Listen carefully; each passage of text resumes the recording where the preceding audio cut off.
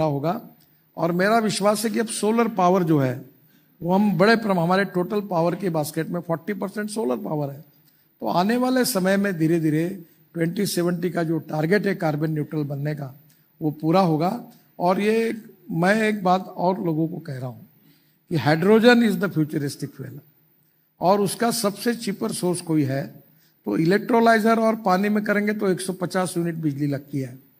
पर municipal waste जो है उसको सेग्रीगेट करके ग्लास, मेटल और प्लास्टिक अलग निकाल दिया तो ऑर्गेनिक वेस्ट को बायोडाइजेस्टर में डालकर मीथेन बनेगा और मीथेन से सीएनजी बनेगा। ऑलरेडी हमारे कारपोरेशन में तो सबसे बड़ा हाइड्रोजन भी बन सकता है। तो सबसे बड़ा सोर्स है कि biomass, by using biotechnology increase the productivity of biomass और बायोमास एंड म्यूनिसिपल वेस्ट का कन्वर्शन ग्रीन हाइड्रोजन में करने से हम आत्मनिर्भर बनेंगे और ऊर्जा को आयात करने वाला नहीं, हम ऊर्जा को निर्यात करने वाला देश बनेंगे, ये मेरा विश्वास है। Sir, आपने you talked about the project in Nagpur with the buses. Today, I think India produces about 50,000 EV buses in a year. You've talked about in the past about taking that to 1 lakh. Today, on this platform in Green Bharat Summit in the morning, a proposal was made that why can't the government mandate that all cars or buses bought by central government or state governments be EV buses, for example. What would you say to a proposal like that? नहीं, ये तो चल रहा है already. Scrapping policy में अगर वो scrap करते तो हम नई गाड़ी के लिए उनको पैसे दे रहे हैं। अब इसको कहने की आवश्यकता नहीं है, हर आदमी खरीद रहा है। और मैं आपको बताता हूँ हमारी प्रॉब्लम यह है, प्रॉब्लम मैन्युफैक्चरिंग की है। हमारे पास 50,000 बसेस बनती है, 1 लाख बसेस का ऑर्डर है। कल मैंने अशोक लेलैंड की इलेक्ट्रिक बसेस का लॉन्चिंग किया। अब उन्हें पास तो स्पेन का ऑर्डर मिल गया उनको और दिल्ली का ऑर्डर मिला। अब देश में कैपेसिटी है 50,000 55,000 बसेस बनाने की और रिक्वायरमेंट है 1.25 लाख बसेस की।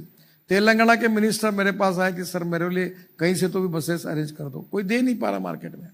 मैं जो सबसे पहली बात ग्रीन भारत के प्लेटफॉर्म पर सबको कहना चाहता हूं कि जो जो इलेक्ट्रिक के इसमें है वो अपनी कैपेसिटी 10 गुना बढ़ाइए, 10 गुना।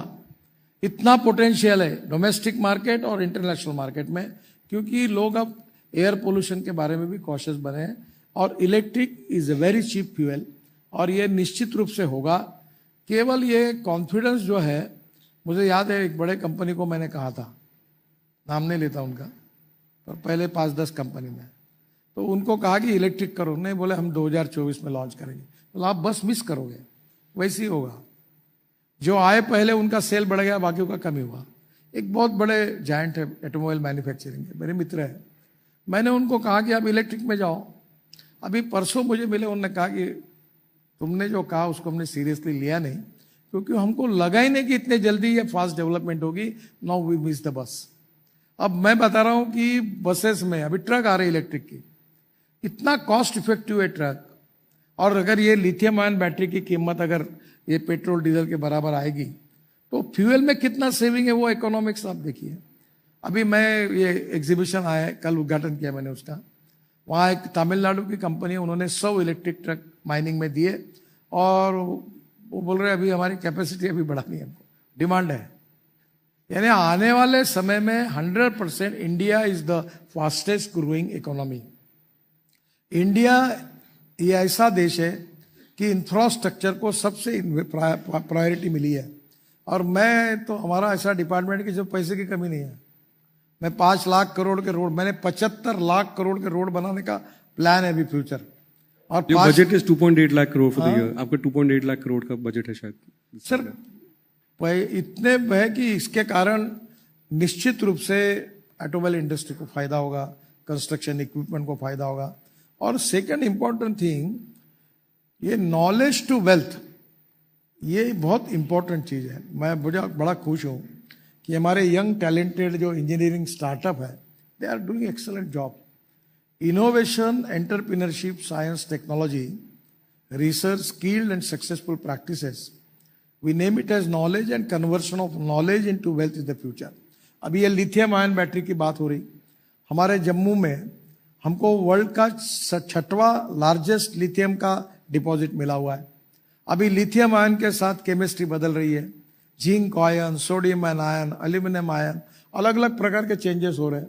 इतने बड़े प्रमाण पर हमारे स्टार्टअप साइंटिस्ट काम कर रहे हैं कि हम इसमें वर्ल्ड लीडर बनेंगे और हमारा एक्सपोर्ट बढ़ेगा। और मुझे लगता है कि पूरा वर्ल्ड अभी धीरे धीरे इलेक्ट्रिक के लिए पूरा भारत के ऊपर देखेगा, ऐसी स्थिति निश्चित रूप से आएगी। In terms of the next 5 years, the Prime Minister has talked about a vision of Viksit Bharat by 2047. There is a vision of a 5 trillion economy, of being the third largest economy.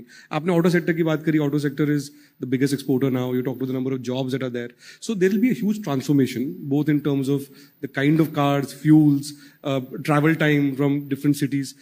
5 years from now, what is your vision for green mobility for this country, for Bharat, for the next 5 years? देखो, अभी जैसे दिल्ली से देहरादून 9 घंटे लगते हैं, अब 2-3 महीने में 2 घंटे में पहुंचोगे आप।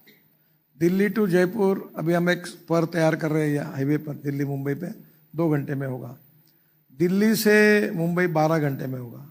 दिल्ली से अमृतसर 4 घंटे में होगा। दिल्ली से मनाली 7 घंटे में होगा। दिल्ली से श्रीनगर 8 घंटे में होगा। कटरा 6 घंटे में होगा। चेन्नई से बेंगलोर 2 घंटे में होगा। अभी मेरठ से दिल्ली 4 घंटे लगते थे, अब 50 मिनट में हुआ। अब धीरे धीरे ऐसे 50 से ग्रीन एक्सप्रेस हाईवे हम बना रहे हैं। कश्मीर से कन्याकुमारी, ये जो सूरत है, सूरत से नासिक, नासिक से अहमदनगर, अहमदनगर से सोलापुर, सोलापुर से कर्नूल, और कर्नूल से चेन्नई, कन्याकुमारी, हैदराबाद, बेंगलोर, कोचीन, सब साउथ को जाएगा। तो मुंबई और पूना जाने की जरूरत नहीं। तो 320 kilometre distance Delhi to Chennai कम हो रहा है।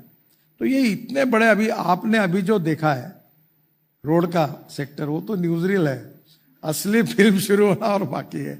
अभी ये 2 साल में ये प्रोजेक्ट जब पूरे होंगे तो our road network will be equivalent to USA. और मैं आपको बताऊं, लोअर मिडिल क्लास पुरानी गाड़ी लेगा, ऊपर 2 बैग डाल के पूरी फैमिली बैठ के टूरिज्म के लिए निकलेगा। आपको बता तो अभी हाईवे तो देहरादून बना ही नहीं, केवल पुराना रोड हमने थोड़ा ठीक कर दिया तो उत्तराखंड का ट्रैफिक 3 गुना बढ़ गया पर्यटन का। उनको रिस्ट्रिक्ट करना पड़ा लोगों को। और टूरिज्म में ऐसा सेक्टर है कि जहां 49% कैपिटल एक्सपेंडिचर एम्प्लॉयमेंट क्रिएट होने के लिए खर्च हो।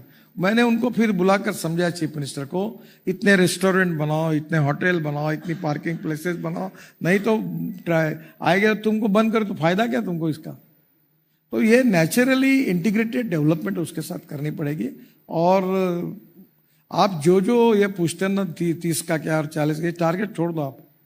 आपको पता ही नहीं चलेगा कितने दिन में ये ट्रांसफॉर्मेशन कितना फास्ट होगा। तो जब आपने कहा, अभी तो हमने न्यूज़ देखी है, फिल्म बाकी है, उस फिल्म के स्टार्स कौन होंगे sir? Which are the areas where you are seeing maximum expansion? देखो, अभी तो रोड का तो पूरा हो गया काम, गति में चल रहा है। पब्लिक का सपोर्ट अच्छा है। कैपिटल मार्केट में हम इनविट मॉडल में गए थे मुंबई में, 7 दिन का टाइम था। तो पहले दिन 7 घंटे में 7 टाइम्स ओवर सब्सक्राइब। 7 घंटे में हमने बॉन्ड इशू क्लोज किया। तो पैसे की हमारे पास कोई कमी नहीं। हमारा इनकम अभी 52,000 करोड़ है साल का। अभी नेक्स्ट 2 ईयर्स 1,40,000 करोड़ होगा। हम रोड को मॉनिटराइज करते जाएंगे तो पैसे की कोई कमी नहीं। देने के लिए लोग लाइन में खड़े हैं। तो पहली बात तो पैसे की कमी नहीं, इसलिए रोड बनाएंगे। पर नाउ मैंने तय किया कि हम इलेक्ट्रिक हाईवे कैसे बनाएं, हम हाईवे पे पब्लिक ट्रांसपोर्ट कंफर्टेबल कैसा करें। अब 360 रोप वे, केबल कार, फेनिकुलर रेलवे बना रहे, फिर 670 रोड साइड एमिनिटीज बना रहे, 2000 हम ऐसी प्लेसेस रोड पर बना रहे छोटी कि पेट्रोल गैस स्टेशन होगा, रेस्टोरेंट होगा, ढाबा होगा, एक 20 एक कार का और 5-6 ट्रक का पार्किंग होगा, अच्छे टॉयलेट्स होंगे, और ऐसे छोटे सेंटर्स बना रहे। और अभी रोपवे, केबल कार के जो 360 प्रोजेक्ट ऑलरेडी हमारे पास आए। अब हम लोग पब्लिक ट्रांसपोर्ट, ये होटल है, ये धौला कुआं से मानेसर, हमारे यहाँ स्टडी चल रहा है, हवा में चलने वाली बस जो 50-40 सीटर के पॉइंट 1 मिनट में 3-4 छूटेंगे। तो ये इतनी गाड़ियां यहाँ से गुड़गांव जाते हुए आदमी थक जाता है। मैं कोई शादी में जाता नहीं, आज ज्यादा था, इतना ट्रैफिक जाम होता है रात को। तो अब ये धीरे धीरे लोग ऊपर लाखों लोग जाएंगे तो नीचे का ट्रैफिक कम होगा। तो अब पब्लिक ट्रांसपोर्ट को और कंफर्टेबल करना और कॉस्ट इफेक्टिव करना, और थोड़ा सा हर आदमी गाड़ी लेके बाहर निकलता है उसको थोड़ा सा डिस्करेज करके पब्लिक ट्रांसपोर्ट के कंफर्ट्स अगर बढ़ाए तो पोल्यूशन भी कम होगा और लोगों को भी सस्ता ट्रांसपोर्ट मिलेगा। ये फ्यूचरिस्टिक प्लान है। और बस स्टेशन जो है उनको हम लोग अभी मॉल और ये बड़ा पार्किंग करके जैसे एयरपोर्ट बने वैसे बस स्टेशन बनाने का भी कार्यक्रम हमने हाथ में लिया है। पहला मल्टी मॉडल हब हमने काम शुरू किया है कटरा में। मल्टी मॉडल मीन्स वहाँ हेलीकॉप्टर सर्विस है, होटल्स है, रेस्टोरेंट्स है, ऑफिसेस है, मॉल्स है, सब कुछ है, रेलवे स्टेशन है, और एक ही जगह पर लाखों लोग वहाँ आकर जा सकेंगे। तो ऐसे हम देश में मल्टी मॉडल स्टेशन, एक जोगी धोपा करके है आसाम में, वहाँ भी हमने ब्रह्मपुत्रा के पास मल्टी मॉडल हब बनाया, उसका इनॉग्रेशन अभी करना है। तो उसको कॉन्सेंट्रेट करेंगे क्योंकि इंटीग्रेटेड डेवलपमेंट होगी तो सब सेक्टर को उसका फायदा होगा। So where